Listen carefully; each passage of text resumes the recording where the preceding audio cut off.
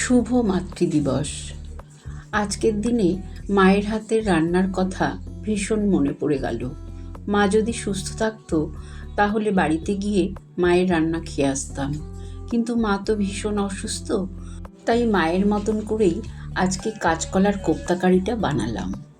কাঁচকলা আলু সেদ্ধ করে তার মধ্যে নুন, হলুদ গুঁড়ো, লঙ্কার গুঁড়ো, চিনি, কাঁচা লঙ্কা, আদা বাটা, ভাজা মশলার গুঁড়ো, বেসন, নারকেল কোড়া দিয়ে ভালো করে মেখে কোপ্তার মতন বানিয়ে ফেললাম। দইয়ের মধ্যে হলুদ, লঙ্কা, জিরে, ধনে, অল্প চিনি মিশিয়ে রেখে দিলাম। কোপ্তাগুলোকে সর্ষের তেল গরম করে ভেজে তুলে নিলাম।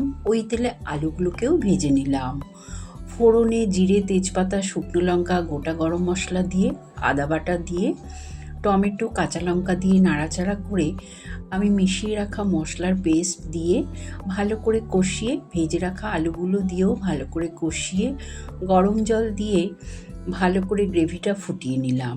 আলু গলে গেলে কোপ্তাগুলো দিয়ে ভালো করে ফুটিয়ে নামানোর আগে ঘি, গরম মশলা দিলেই তৈরি হয়ে যাবে কাঁচকলার কোপ্তা কারি।